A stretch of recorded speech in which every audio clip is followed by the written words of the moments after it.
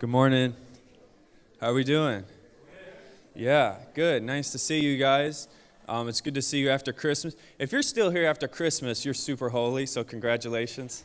Your next step is to get a really thick study Bible, and then you're on your way. It's good to see everybody. I hope you got everything you wanted for Christmas. I did. I ordered it myself off Amazon, so it was guaranteed goodness. No, we had a good time preaching the Advent series coming up to Christmas. I think everybody responded to that well. We were able to look at what Advent was, past, present, and future. And so it wasn't just about baby Jesus in a manger. It became much more than that. It was like, what does that look like for me today? And what's that look like for me in the future? But now one thing, I was putting this sermon series, just a sermon together. And I thought, it's the last Sunday of 2018. Isn't that crazy how this year just really flew by? It really did, especially when you have kids and stuff like that. It goes. And so one word came to my mind was expectations, really. I'm curious to know how many of us had a ton of expectations for 2018. On January 1st, 2018, we probably made all sorts of resolutions and had all these expectations for our jobs, our health, maybe our fitness, marriages, relationships, so on and so forth, maybe our finances. And I guess I'm just curious to know how many of us, including myself, watched all those just go down the drain. And we sit here today pretty much maybe in the same spot, if not worse than we were when we made those resolutions. And so I just thought it would be necessary as the last weekend of the year, to really think about that. What expectations did I have? Did they come through? If not, why not? But most importantly, how do I deal with that? Because sometimes it's out of our control when our expectations aren't fulfilled, and it's not necessarily a bad thing. And so sometimes we want to say, I failed. No, maybe you didn't fail. Maybe something around, out of your control happened. Maybe it wasn't God's will for your life. There's all kinds of reasons, but we're going to look at that today. And a story that came to my mind, and it'll be up on the screen here, is the two men on the road to Emmaus on the day that Jesus was risen. And I touched on it very, very briefly in the Advent series. I just kind of mentioned it. But that's what we're going to be going through today. So we'll be in Luke 24. As you're turning there, I just want to say some things. I looked at the word expectation because I, assumed I knew what it meant. And I think we all do, an expectation, right? But just to be clear, it's a strong belief that something will happen now or in the future.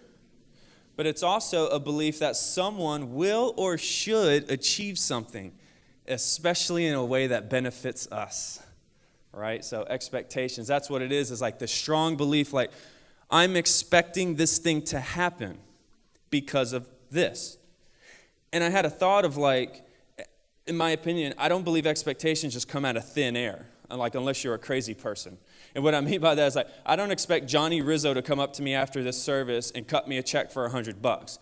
The guy has never said or done anything to lead me to that, to have that expectation of him, especially when it comes to money. I do expect to get paid every other week from my job because I work, and then I get paid every other Friday. You see? Because history shows that when I work, I get paid. And so really, these expectations that we have should be based on some sort of reliable data or information. If you're just pulling crazy ideas out of the air, have fun with that. I'm not really sure how that's going to work out. And so, but it made me think about these two men who are traveling on the road to Emmaus in Luke 24 on the day Jesus rose, and they're very sad, and they're talking about it, and we're going to look more in it. But when you look at the reason that they're sad, it's because they had this expectation of God. They had this expectation of Jesus to do something for them physically in the here and now. And so they were, if you will, spiritually nearsighted. And when Jesus didn't do for them what they expected him to do on their timeline and according to their schedule, they became sad. They felt disappointed. But when you look deeper into it, and I talked about this during the Advent series with Israel and just the Jewish faith in general, they twisted a lot of what Jesus said, and they twisted a lot of what the prophets spoke about Jesus to fit their own conveniences. And so it was kind of this game of I'm just going to pull some things out of thin air. It mixed with, I'm going to take this truth that I heard about this man, and I'm going to twist it to kind of fit me. And then when he doesn't come through, I'm going to be mad at him. Really, that's kind of what happened. And so I just wanted to set that scene So we'll be up on the screen here, Luke 24. And yeah, it's just something interesting. Before we read it, I saw two things, and we're going to dive deeper into it. It's like a cause and a solution. So a cause of failed expectation, or causes of failed expectations, and then the solution to that. Like, how can I experience less failed expectations? That's kind of my main thing today I want us to see. What are some of the causes and what's the solution for that? So let's read it. Now that same day, two of them were going to a village called Emmaus, about 7 miles from Jerusalem. They were talking with each other about everything that had happened. And what they're pretty much talking about is like the life of Jesus, the death, burial, the resurrection, and all this kind of stuff. They're just talking about everything that's just happened. And as they talked and discussed these things with each other, Jesus himself came up and walked along with them. Next. But they were kept from recognizing him. He asked them, "What are you discussing together as you walk along?" They stood still, their faces were downcast. One of them, named Cleopas, now understand that Cleopas is believed to be Jesus' uncle, okay, and so the brother of Joseph, asked him, "Are you the only one visiting Jerusalem who does not know the things that have happened there in these days?" One of them, I think we just read that, didn't we? And then they replied, "He was a prophet, powerful in word and deed before God and all the people. The chief priests and our rulers handed him over to be sentenced to death, and they crucified him. But we had hoped he was the one who was going to redeem Israel. And what is more, it is the third day since all this took place." There's going to be a few more verses I'm not going to read right now. I'm going to wait, and I just want to stop right there. And I think like the key to that is they said, we had hoped that he was going to redeem Israel. Do you see that kind of like that physical, like here and now? We really thought he was going to come through for us politically and redeem us and establish this throne of David, and kind of put us at the top of everyone else, of prosperity, and we were going to thrive. And now he's dead. And not only is he dead, they don't really know where his body's at. And so they're feeling really sad and disappointed. It's interesting that Jesus drew near to them as they walked and was talking to them and asking them that. But before we unpack that theologically, I want to say this, the cause, right? So I mentioned that earlier. What are some causes, I think, of failed expectations? And one thing I put here was putting ourselves and our desires first. And we saw that when they said, but we hoped that he was going to redeem Israel. And so I started thinking about you and I started thinking, okay, this is a cool story, but what does that mean for me today? Because this already happened. This was already dealt with. But now, right now, in this moment, we need something to be dealt with, correct? If you're anything like me, I really hope you are. And so, yeah, that's what it is. It's like, what's going on in my life right now? How can I relate to this? Am I putting myself first? Because in reality, this life doesn't revolve around any one of us. And I think when we act in a way that it does, we can only expect failed expectations. It's when we don't put others before us, when we don't ultimately put God before us, we should only expect failed expectations. So, putting ourselves first, these two men, they were spiritually nearsighted. Their perspective was human, whereas God's perspective is always spiritual. God's priority is the spiritual, and anything on the outside of that is just a blessing. Really, he's concerned with, do you know him? Are you redeemed? Do you believe? Are you saved? He wants to restore that relationship back to its original intent. So because their perspectives didn't match God's, there was disappointment and sadness. And so that's the question I want to ask in this first point is, how's your perspective? How's my perspective? I went on a trip to Yosemite for this Christmas season, and it was pretty fun. We do it every year. This year was a little different. We went with my brother, Chris. He's in the worship band, and his wife, Barbara, she does the cafe out there. And so they went with us this year, and it was fun. We were told there was going to be lots of snow. There was some snow on the ground, right? But it never did like a snowfall, and Barbara's never seen snow, so we were a little bummed about that. And we were reading all these reports, like there's going to be so much snow, and then it kept changing. It kept changing, and we're like hopeful about it. No, there's going to be snow. No, we do this every year. It's cool, cool. We get there was no snow. There was some on the ground, and we found patches or whatever my kid could play in. But then we extended one night because there was going to be more snow. And we gave it another shot, and there was none. There was none. It just like kind of rained and hailed, and we're like, oh, and then the hail froze, and so we played in hail. It was pretty cool. We had a hail Christmas. It was fun, like good old Georgia days.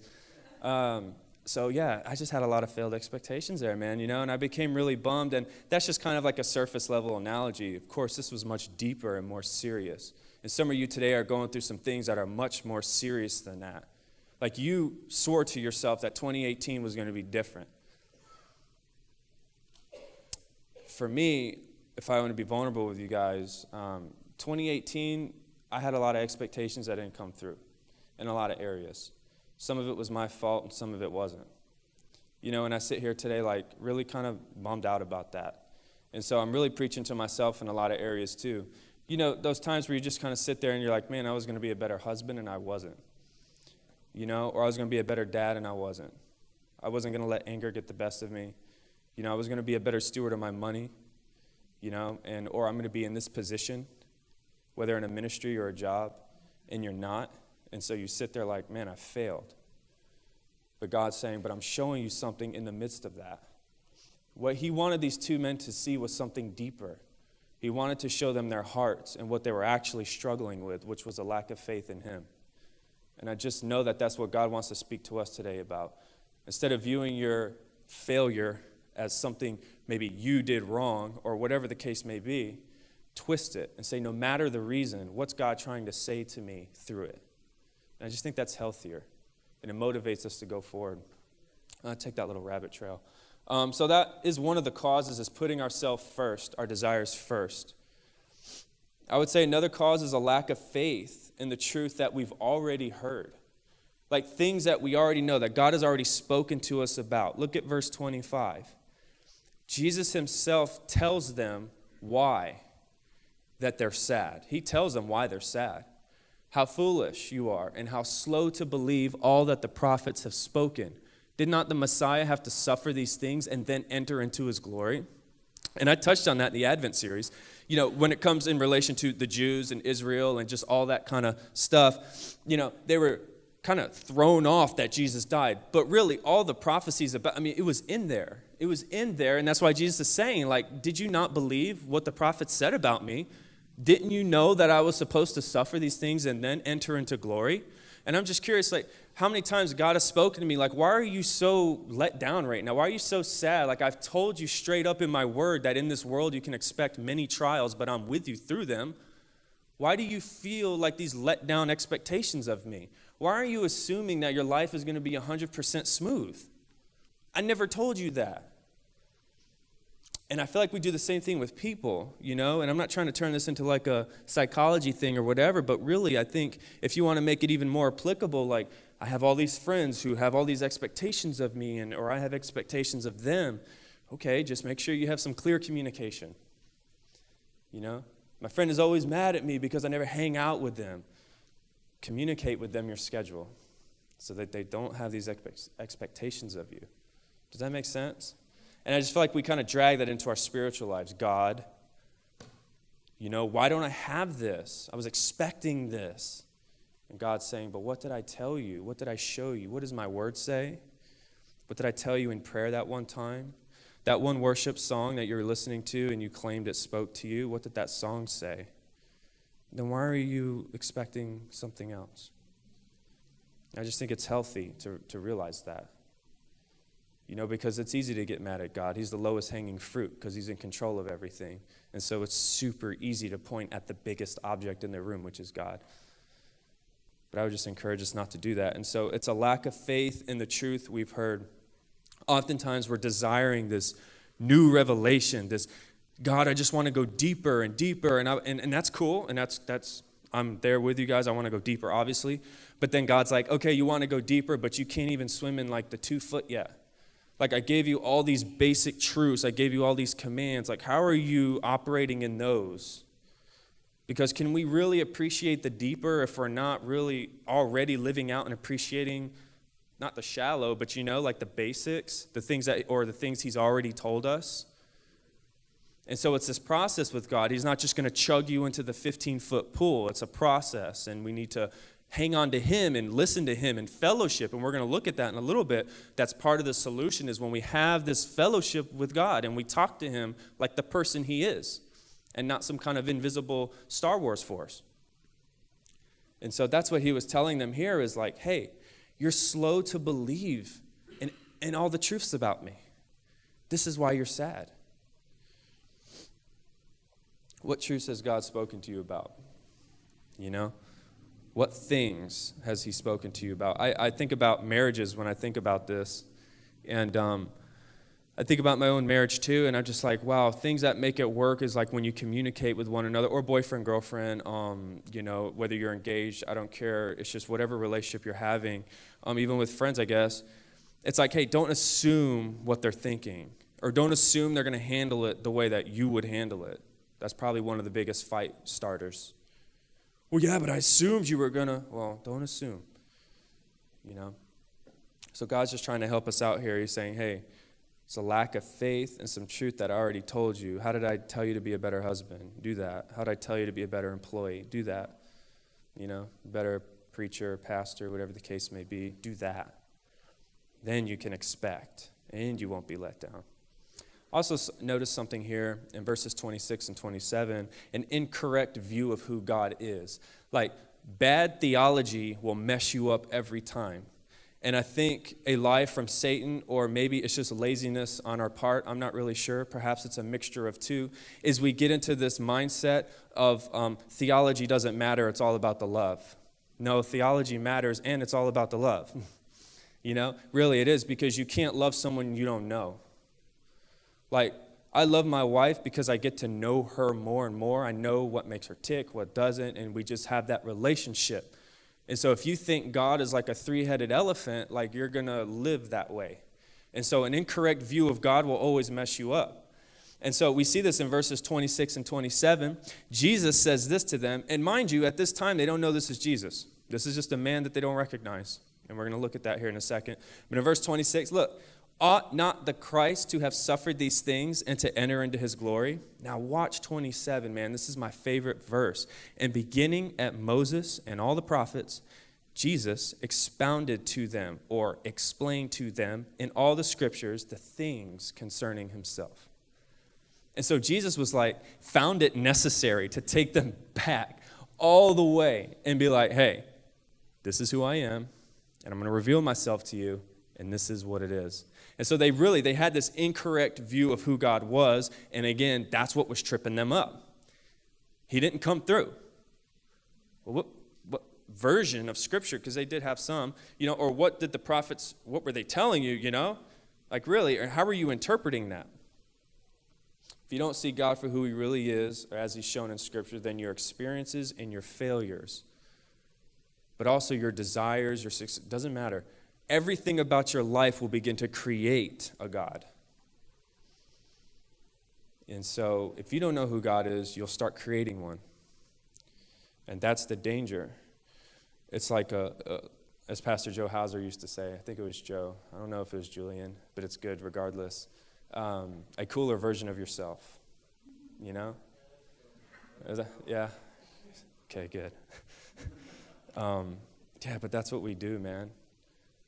I would totally redeem Israel. Surely that's what Jesus is going to do, like physically. And we talked about this, and he is. All right, I'm not going to go that deep right now, but God is faithful, and he will physically come down on that promise, really, when you look into the 1,000-year and all that stuff, and that's for a different time. That's not the time or place right now.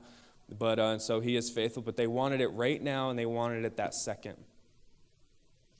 And I see myself in that a lot. I relate a lot to that. So those are some causes. What did I say here? Putting ourselves first, a lack of faith in the truth we've heard, and an incorrect view of God. Those are just a few causes of why we can experience failed expectations. But now I wanted to look at the solution. And we're going to look at a couple verses, verse 30. And so this is the same story, guys. I'm just skipping a few verses that aren't really that necessary to read for time's sake. But yeah, look at this. When he was at the table with them, so now this is Jesus, right? Jesus said this. Let me set the scene. He goes, okay, I'm done talking here. I'm going to go. And then the guys are like, no, please, let's hang out more. Like, what you're saying is really interesting to us. Let's hang out more. And so now they're eating together. And so Jesus accepted the offer. And so when he was at the table with them, he took bread, he gave thanks, broke it, and began to give it to them. Then their eyes were opened, and they recognized him. And he disappeared from their sight.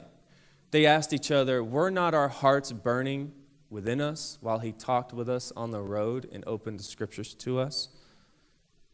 It's just like, wow. You know, were not our hearts burning within us? You ever been in that spot where it's like you're feeling that conviction? You're just like, something's happening right now. That was them. And in a way, I wonder if they were suppressing it, because they were like, yeah, our hearts were already burning with us while he talked with us on the road. But their eyes weren't open until just now.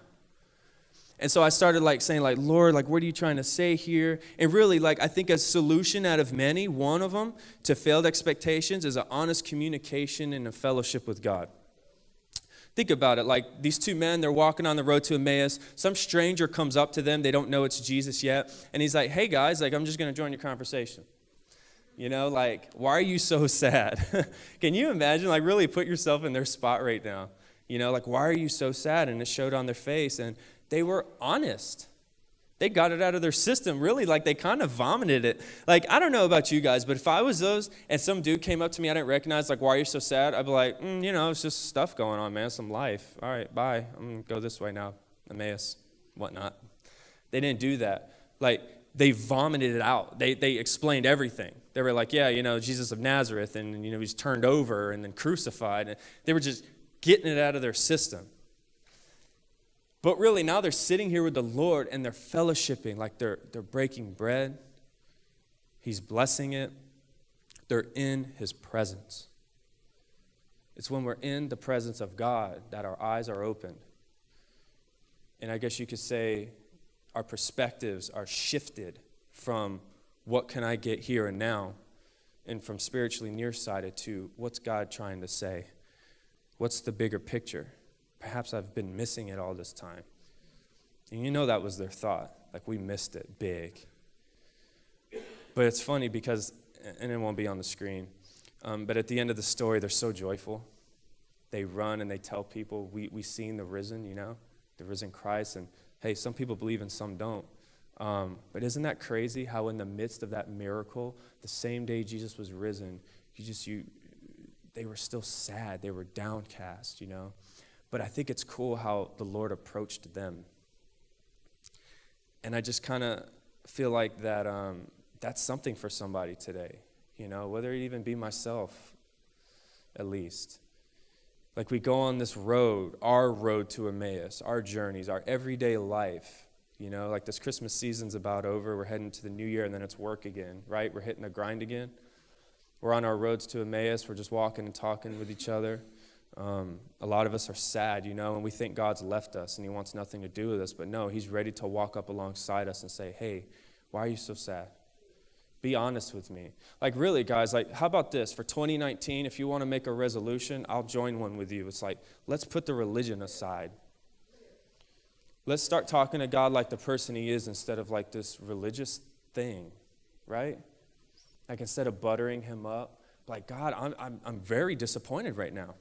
Really, seriously, we're not taught that in churches, and I do it, and I think it's very effective because God's my father, and he's a person. And I don't know about you, but I was always honest and open with my dad, Dad, I'm mad at you right now, and this is why. God's bigger than that. He's not sitting up there okay, now I'm going to strike you dead. You shouldn't have told me that. God's let's talk about it. He knows already. Do you think Jesus didn't know why they were sad? Isn't that interesting? He says, hey, why are you so sad? He already knew. The Bible was very clear, especially this version of Jesus. That's a joke. All right, it's the same version. But he's risen, right? And so, but even before he died and rose and all that stuff, it said that he knew the hearts of men. He knew what was in their hearts. He knew their motives even while he was on earth.